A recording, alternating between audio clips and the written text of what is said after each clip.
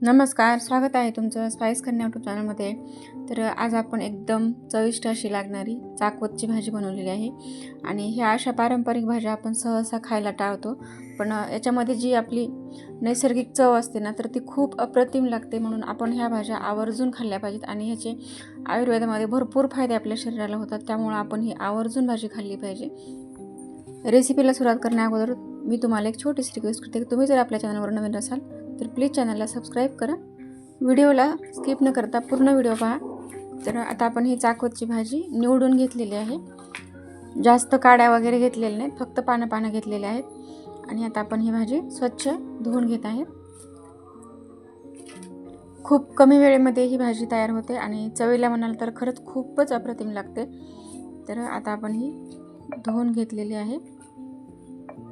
स्वच्छ 2 पाण्याने धुवून घ्यायची, म्हणजे त्याला माती वगैरे चिकटलेली असेल तर ते निघून जाते.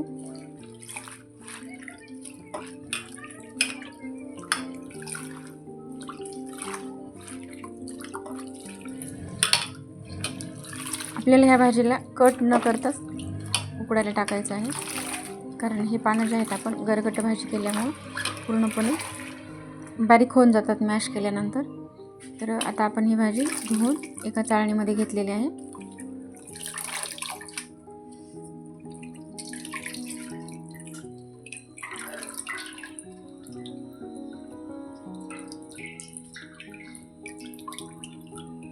आता आपण ही भाजी बाजूला ठेवून गॅस सुरू करून एक पातेलं ठेवलेलं आहे. त्यामध्ये आपण थोडंसं पाणी घातलेलं आहे आणि त्यामध्ये आपण आता ही तुरीची डाळ थोडीशी धुवून घेणार आहे.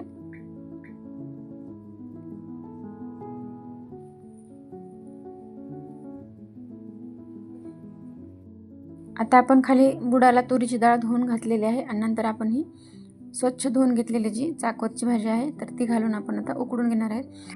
पाणी 1 ते 1.5 वाटीच घालायचं. आता आपली भाजी उकडत आहे तोपर्यंत आपण बाजूला मिक्सरच्या भांड्यामध्ये तिखट तुम्हाला जसं लागतं त्यानुसार 8 ते 10 हिरव्या मिरच्या, 8 ते 10 लसूण पाकळ्या आणि मीठ घालून हे बारीक करून घेतलेलं आहे. आता आपली भाजी तोपर्यंत उकडून पण तयार झालेली आहे. 5 ते 6 मिनिटांमध्ये भाजी आपली उकडलेली आहे. आता आपण त्याच मिक्सरच्या भांड्यामध्ये ही उकडलेली भाजी घालून फिरवून घेणार आहे. तर फिरवताना पल्स मोडवर फिरवायचं, कारण आपल्याला एकदम बारीक नाही करता, फक्त चालू बंद असं 1 ते 2 सेकंद केलं तरीही चालतं. म्हणजे फक्त ही भाजी थोडीशी मॅश झाली पाहिजे. आणि त्यासोबतच आपण त्याच्यामध्ये 1 चमचाभर बेसन पीठ घालणार आहे. आता आपण हे मिक्सरमध्ये थोडंसं फिरवून घेणार आहे. झालं 1 ते 2 सेकंदामध्ये आपली भाजी मिक्सरमध्ये फिरवली की तयार होते. तर आता आपण हेच पाणी भाजीचं वापरणार आहेत भाजीसाठी, कारण भाजीमध्ये जी काही पोषक तत्वे असतात ना तर ती पूर्ण ह्या पाण्यामध्ये उतरलेली असतात. मग हे पाणी जर फेकून दिलं तर आपण ही भाजी खाऊन आपल्या शरीराला काहीच फायदा होणार नाही. तर आता आपण भाजीला फोडणी घालण्यासाठी गॅसवर कढई ठेवलेली आहे. कढईमध्ये आपण 2 ते 3 चमचे तेल घातलेलं आहे. तेल तापलं की मोहरी, जिरे आणि तुमच्याकडे जर कढीपत्ता असेल तर कढीपत्ताही घालू शकता.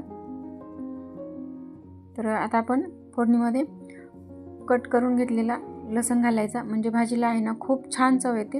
आणि कुठलीही आपण हिरवी भाजी जेव्हा गरगट करतो ना अशी, तर असा लसूण जर घातला ना तर भाजीला खरंच खूप छान चव येते.